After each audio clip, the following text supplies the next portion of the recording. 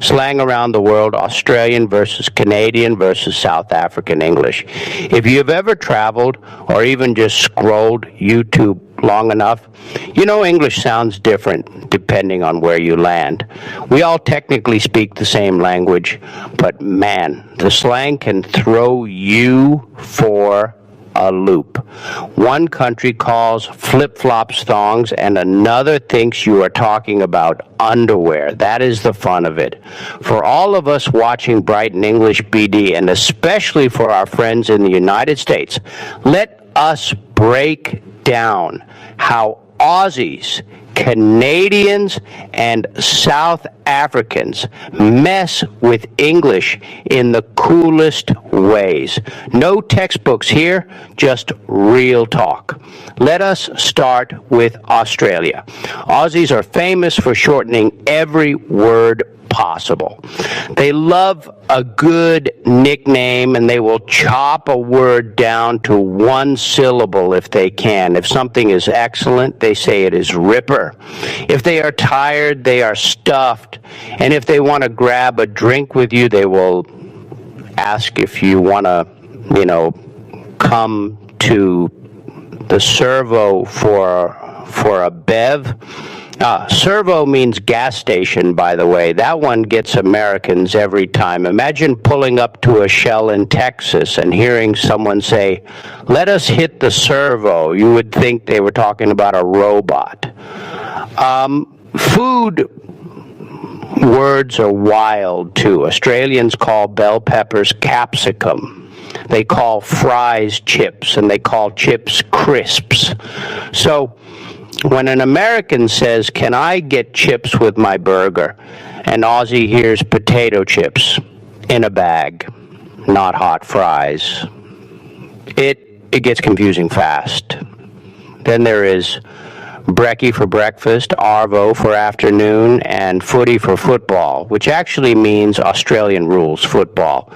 If you tell an Aussie you like footy and mean soccer, they will nod politely, but they are picturing something totally different. Now, the attitude behind the slang is super laid back. Australians use slang to keep things casual and friendly. Calling someone a mate is basically automatic. You can be best friends or total strangers and still be mates. If someone says good on you, they mean well done or nice job. If they say you are a drongo, well, that is not a compliment. It means you are being a bit foolish. But even insults sound kind of friendly when they say them. Jump over to Canada and the vibe shifts. Canadian slang feels like American English with a twist of hockey and winter mixed in. The most famous one is Canadians toss at the end of sentences the way we use right, or it is going to snow tonight. It is not a question as much as a little nudge to get you to agree. Americans visiting Toronto or Vancouver pick up on it in like 2 minutes and then cannot stop saying it themselves. Canadians also have some sneaky words that sound normal but mean something else. A toque is a winter hat, the kind we would call a beanie in the States. If a Canadian invites you to a stag and doe, they are talking about a pre-wedding party to raise money for the couple. In America, we would call it a Jack and Jill or just a party, but the Canadians made it their own. And if someone says they are going to the washroom, they mean bathroom. Americans say restroom or bathroom, but washroom sounds almost too polite to us. Then there is the whole pop versus soda thing. Most Canadians say pop which lines up with the Midwest in the United States. If you say soda in Vancouver, people will know what you mean, but it sounds a bit off. And a big one is double double. Walk into a Tim Hortons, which is basically Canada's version of Dunkin', and order a double-double. You just ask for coffee with 2 creams and 2 sugars. If you tell an American barista double-double, they will stare at you until you explain it. You explain the Canadian slang feels friendly and a little self-aware. And they know they sound different from Americans, but they are cool with it. They will joke about how they say about like a boot, even though most of them do not actually say it that way. It is more like a boat. Still, the stereotype sticks because it is funny. Now, South Africa is a whole different ball game.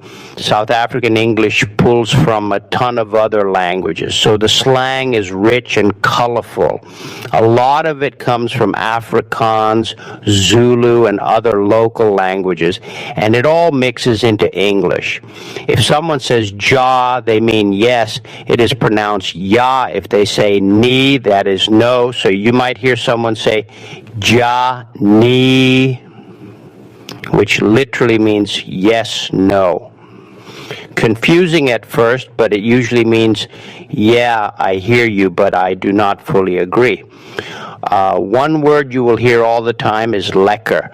Lekker means nice, cool, tasty, good. A lekker day is a great day. A lekker braai is an awesome barbecue.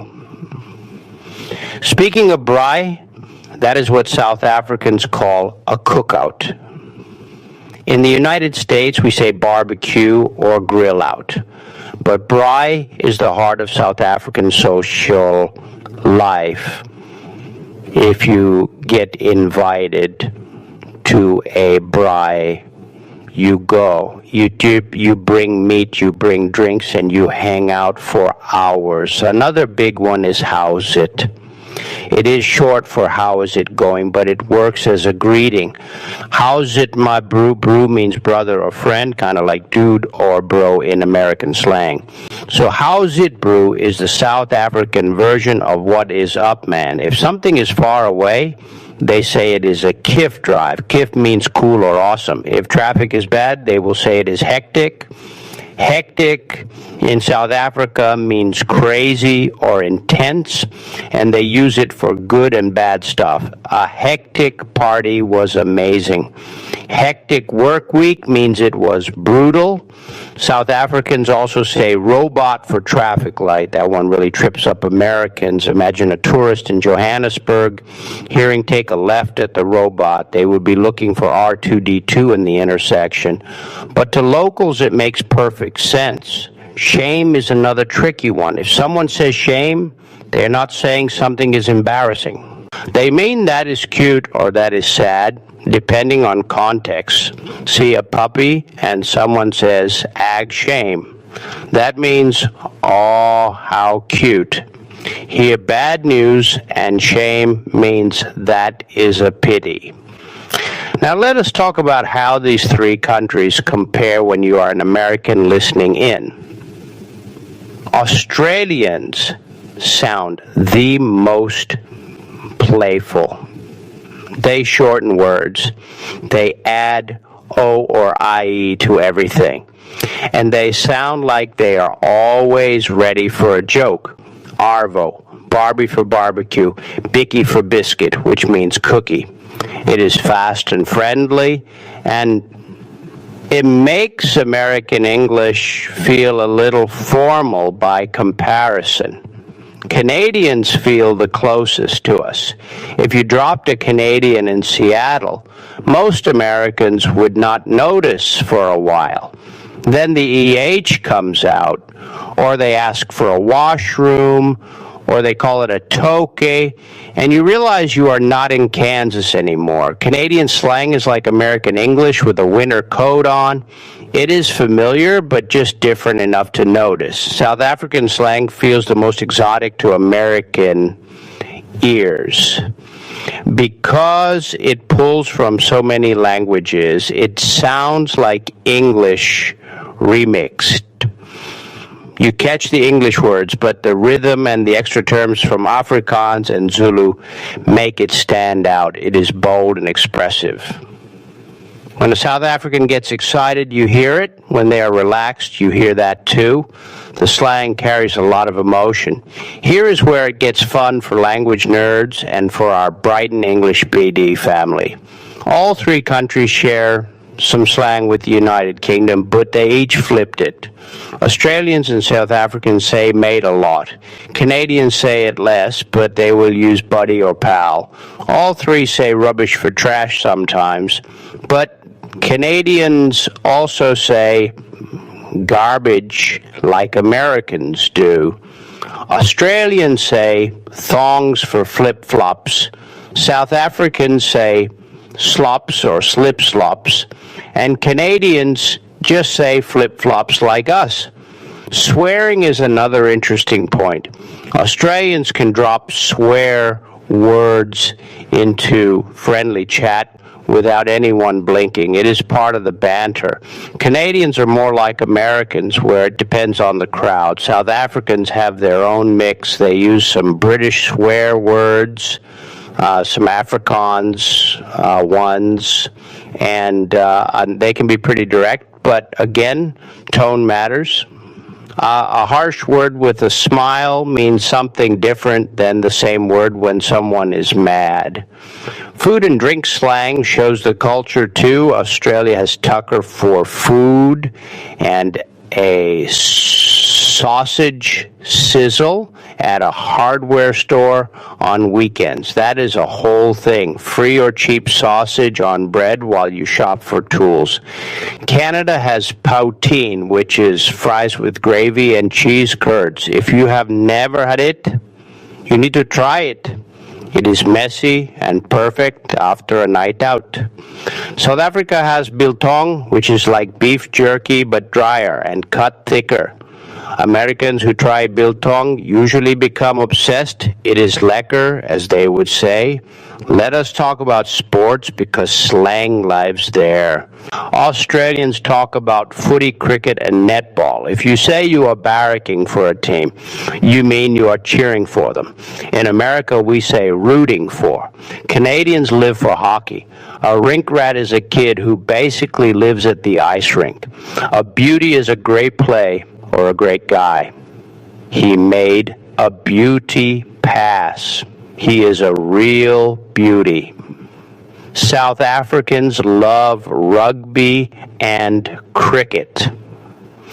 A protea is the national cricket team, and when they say they are going to the game, they mean rugby most weekends. Now for the United States folks watching, here is the cheat sheet. If you go to Australia, do not wear thongs to a fancy dinner. They will think you mean underwear. Ask for jandals or flip-flops if you need to be clear. If you go to Canada, do not be surprised when someone asks if you want a pop. They are not offering music. They mean soda. And if you go to South Africa, do not wait for a robot to cross the street. Just look for the traffic light. The cool part is how slang shows personality. Australians sound like they do not take life too seriously. Canadians sound polite and community-minded. South Africans sound passionate and proud of their mix of cultures. And American slang has its own flavor, too. We say, awesome, cool, dude, y'all, depending on where you are from. When we talk to Aussies, Canadians, and South Africans, we realize our own words are just as weird to them. For Brighton English BD, this is why we love language. It is not about grammar drills. It is about people. Slang is how friends talk when no teacher is listening. It is how you know you are inside the culture, not just visiting it. So next time you hear an Aussie say, I am going to the bottle for a few cold ones, you will know they mean liquor store and beer. When a Canadian says giver, they mean go hard or give it your all. And when a South African says, let us chow a Gatsby, they mean let us share a huge sandwich stuffed with fries and meat. And English is one language, but slang makes it feel like 100. That is what makes it fun. That is what keeps us learning. So whether you are in Dhaka, Dallas, Sydney, Toronto, or Cape Town, listen to the slang, try it out. Laugh when you get it wrong. That is how you really speak English, and that is how you connect. So good on you for sticking around. How's it? Hey, catch you on the next one. This is Brighton English BD, breaking down the world one word at a time. If you like this, drop a comment with your favorite slang from your country. Let us see which one is the most lekker, the most ripper, or the most beauty. Peace.